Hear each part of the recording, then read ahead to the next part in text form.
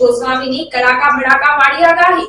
જી હા, બિલકુલ આપને જણાવી દઉં કે બંગાળની ખાડીની સિસ્ટમ ગુજરાતને ધમરોળશે। ગુજરાત રાજ્યના સૌરાષ્ટ્રમાં અનેક વિસ્તારોમાં ધોધમાર વરસાદને પગલે પૂર જેવી સ્થિતિ નિર્માણ પામી હતી।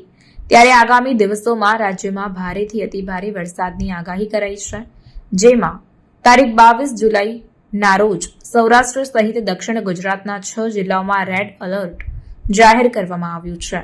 આ સાથે જૂનાગઢ, રાજકોટ, બોટાદ, આણંદ, વડોદરા, છોટાઉદેપુર, તાપી, ડાંગ, નવસારી, વલસાડ જિલ્લામાં ઓરેન્જ એલર્ટને પગલે ધોધમાર વરસાદ પડવાની આગાહી કરવામાં આવી છે।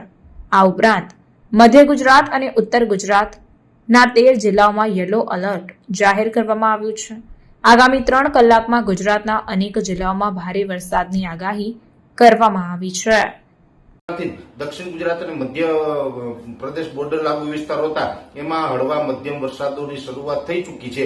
આજે 22 જુલાઈ છે અને 22 જુલાઈથી લઈ અને 26 જુલાઈ દરમિયાન રાજ્યના અનેક વિસ્તારોમાં સારા વરસાદોની શક્યતાઓ છે, જેમાં ખાસ કરીને સૌરાષ્ટ્રના અમુક વિસ્તારો છે એ બાકાત રહી ગયા હતા। એમાં ભાવનગર, બોટાદ, અમરેલીના અમુક ભાગો, સુરેન્દ્રનગર અને મોરબી જેવા વિસ્તારોની અંદર પણ 22 થી 24 જુલાઈ દરમિયાન સારા વરસાદની શક્યતાઓ છે।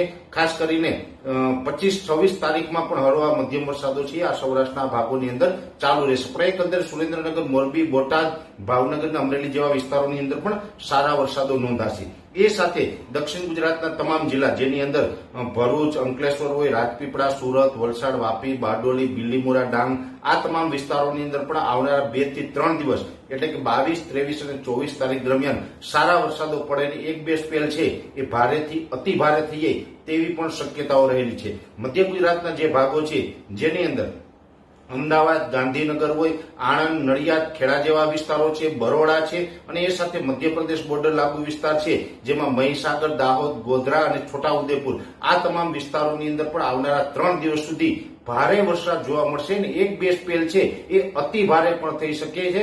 સૌરાષ્ટ્રના જે દ્વારકા, પોરબંદરની અંદર પરિસ્થિતિ જોવા મળી એવી પરિસ્થિતિ પણ મધ્ય ગુજરાતના એકલ દોકલ સેન્ટરની અંદર જોવા મળે તેવી શક્યતાઓ છે।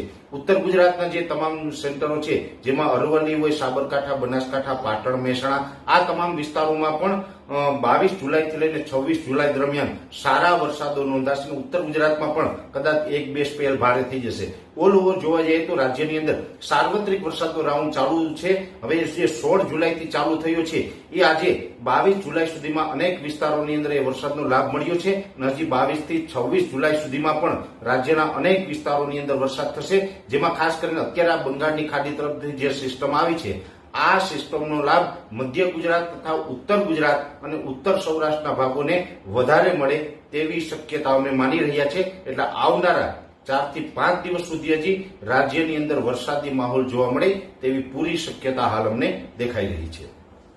હેલીનો માહોલ છે ને આ વરસાદો છે એ 29 જુલાઈ 2024 સુધી કન્ટિન્યુ આપણે ચાલુ રહે તેવી શક્યતાઓ છે। આમ જોવા જઈએ તો રાજ્યના અમુક વિસ્તારોમાં વરસાદ થઈ ચૂક્યા છે અને અમુક વિસ્તારોમાં હજુ બાકી છે। જે વિસ્તારોમાં બાકી છે તેમાં પણ હવે સારા વરસાદોની શક્યતાઓ દેખાઈ રહી છે।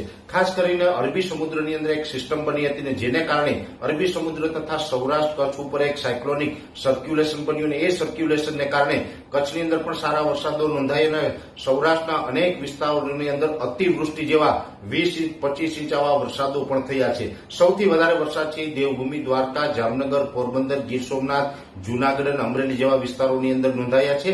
પણ હજુ પણ ઘણા વિસ્તારો છે વરસાદથી વંચિત છે। અત્યારે જે સાયક્લોનિક સર્ક્યુલેશન સૌરાષ્ટ્ર ઉપર સક્રિય હતું એ ધીમે ધીમે અરબ સાગરમાં પશ્ચિમ તરફ ખસી રહ્યું છે, એટલે હવે સૌરાષ્ટ્રની અંદર વરસાદની તીવ્રતામાં ગઈકાલથી ઘટાડો થયો છે।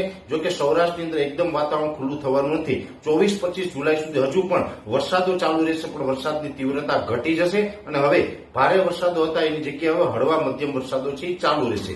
જો કે અત્યારે બંગાળની ખાડીની એક સિસ્ટમ પણ ગુજરાત ઉપર હવે એનો પ્રભાવ પડવાનો છે।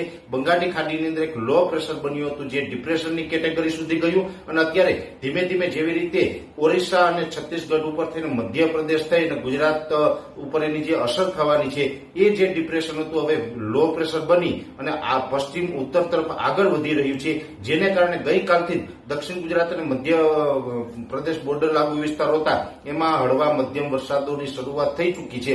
આજે 22 જુલાઈ છે અને 22 જુલાઈથી લઈ અને 26 જુલાઈ દરમિયાન રાજ્યના અનેક વિસ્તારોમાં સારા વરસાદોની શક્યતાઓ છે, જેમાં ખાસ કરીને સૌરાષ્ટ્રના અમુક વિસ્તારો છે એ બાકાત રહી ગયા હતા. એમાં ભાવનગર, બોટાદ, અમરેલીના અમુક ભાગો, સુરેન્દ્રનગર અને મોરબી જેવા વિસ્તારોની અંદર પણ 22 થી 24 જુલાઈ દરમિયાન સારા વરસાદની શક્યતાઓ છે. ખાસ કરીને 25-26 તારીખમાં પણ હળવા મધ્યમ વરસાદો છે આ સૌરાષ્ટ્રના ભાગોની અંદર. खबरों के लिए चैनल को सब्सक्राइब कीजिए। खबरों का नोटिफिकेशन पाने के लिए बेल आइकॉन को जरूर दबाएं।